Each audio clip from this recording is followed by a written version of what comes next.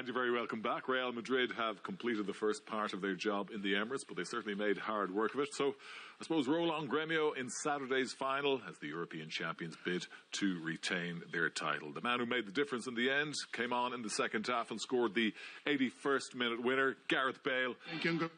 Well, of course, rumours abound that Gareth Bale could be a Manchester United player at some stage in the near future. Certainly when he came on, Richard, he looked good, didn't he? He looked in good shape. He did. For a player who's been out as long as he has, he came back and he fitted in straight away, and he gave Real Madrid a bit more energy in that area of the field. And we've seen, obviously, he gets the goal with his first touch and then had a couple of more, an acrobatic volley at one stage. But just for him, it's important that he plays games. He misses too many, he picks up too many injuries, and it's unfortunate because when he's playing and in full flow, he's a great player to watch. He certainly is. Is he an attractive prospect, do you think, for Jose Mourinho at Manchester United? Yeah, I think he is. I think, as Richard says, he does miss too many games. You know, if you look at the games that he misses in relation to, say, what Ronaldo misses, and Ronaldo's, I think, 3 years older than him, would give you a concern based on how much you have to pay for him, really. But, you know, the figure that's been thrown about, I think, is around 80-90 million, which is kind of what he was sold for originally. So whether United would think that's a good investment commercially, and obviously what they would get out of him in terms of the number of games he plays. But he's at his best still. You know, he's still at an age where I think he's still got 2 or 3, possibly 4 really top years ahead of him as well. Okay, well, tonight he made a very significant contribution. We'll have a look at his winning goal a little bit, in a little while. But first of all, we've got to look back at, I suppose, a pivotal moment in that second half, and it was right at the start of the second half where Jazira almost went 2 up. Yeah, this was staggering, I felt, because obviously they're 1-0. This is the first minute of the second half, defending the corner. Again, Madrid terrible. Varane and Hakimi, the young centre back, or young right back rather. And Maku gets away here, and it's Bafami, I think, it's so marginal. Yeah. So marginal. I felt he should have taken it as himself, Richard. I don't know what you think. You know, when I think Ray felt that in commentary as well. Yeah, it seemed, we were chatting here, and as he was going through, he'd think, hurry up, and he was slowing down. Yes. And in the end, he thought, oh, well, it's worked out well for him, but again, a bit of confusion because we all thought it was 2-0, and then the game's going on and it's still only 1. He's gone straight to the VAR, and obviously he's not going to look at it. He's had the decision given.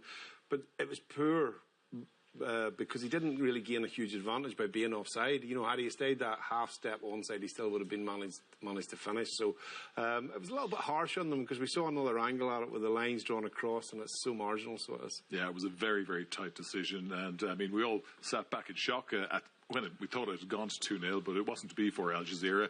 And then, I suppose, Richard, the inevitable happens when we saw the goalkeeper going off, who had played so well during the first half. We said, well, we know what's going to happen now.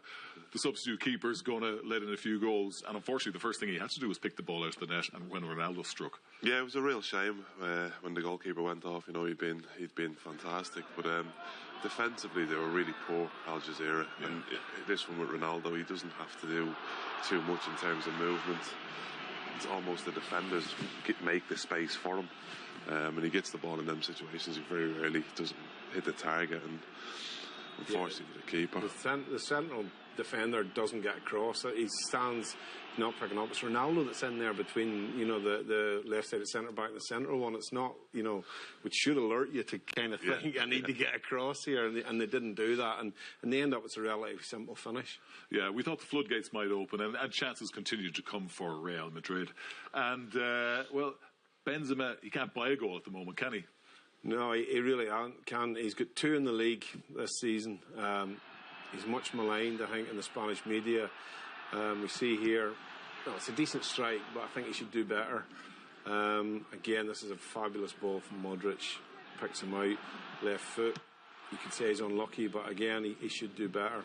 And again, on this one, he actually mishits this. It comes off his standing leg and comes back off the post. But I think, you know, the Spanish media have sort of, you know, criticised and wonder why he keeps his place in the team, given that 2 goals for a Real Madrid centre-forward to retain the spot is not what they think up to standard. I think every time he gets into situations and he's looking to score a goal, he's got Ronaldo in his ear, expecting him to pass it to him. So he's probably been caught in 2 minds at times, and you just get that one goal and just be left to play his own game. I think they've changed a little bit. He used to play through the middle on his own, and Ronaldo would play off the left, Bale off the right would be their ideal way.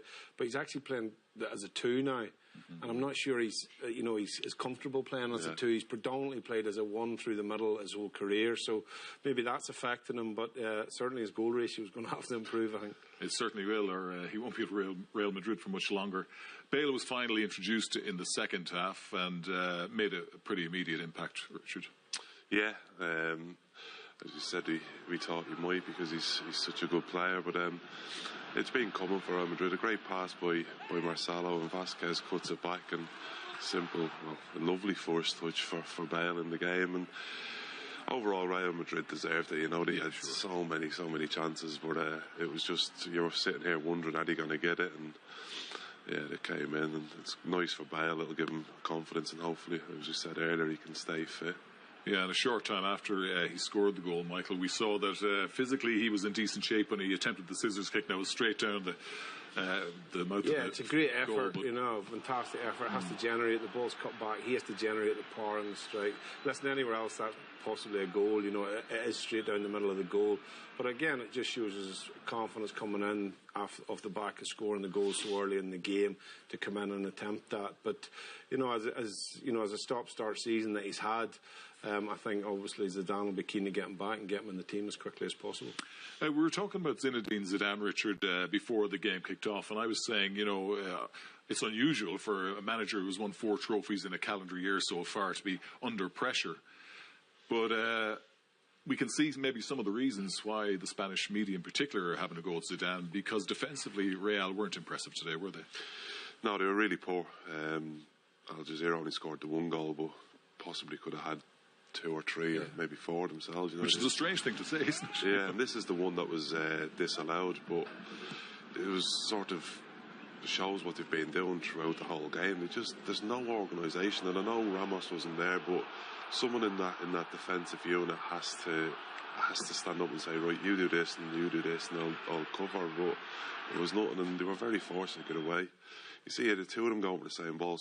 One of the players has to drop off. One go for it, one drop off, which is a basic thing you learn as a kid. And then that's one mistake. And then to go again, this defender, instead of selling himself in the opposition half, and he needs to drop off, give his teammates a chance to get back. But he sells himself, and Al Jazira have the whole half to run into. And better opposition will take more advantage than what Al Jazira did today. The young right back Hakimi really struggled. Some of his decision making, as we see there, was poor when he slides in so high up the pitch. But they leave so much space behind them, don't they? They basically leave half the pitch behind them.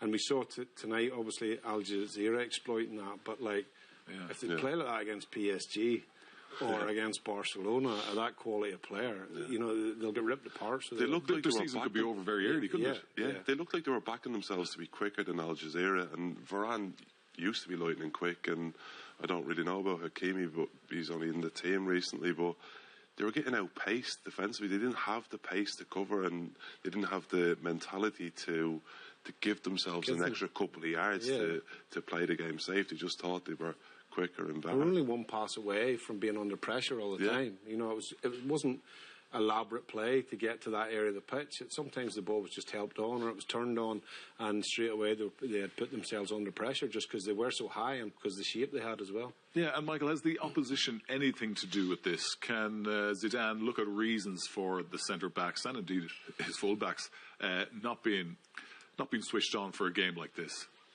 I think it's understandable, but we have seen this recently. We saw this in, they're very a lot of criticism when they played Tottenham at Wembley, because again defensively they left space in behind them, and they were punished for that. They lost a poor goal off a set piece in that game as well.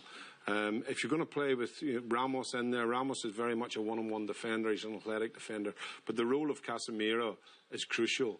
And he doesn't seem to be anywhere near the player he was 12 months ago. Like, I remember when he came into the team, Zidane said he was as important to the team as Ronaldo or any of the other big stars that they have. But he looked laboured today, Richard, didn't he? He didn't look like he could get across the pitch quick enough. And it was the same when they played Tottenham. Himself and Nacho was playing centre half in that game, and he really struggled. And that's their, I suppose, he's their first line centre midfielder, and then Nacho's a covering centre half. But they struggle today, so like Michael's saying, when you get to the Champions League and PSG and Barcelona is coming, it's so how difficult. important then in the bigger scheme of things in relation to Real Madrid's season is Sergio Ramos, because we know his reputation as a good defender, but when he gets back, do you think he'll shore up some of the issues or all of the issues that they have at the moment?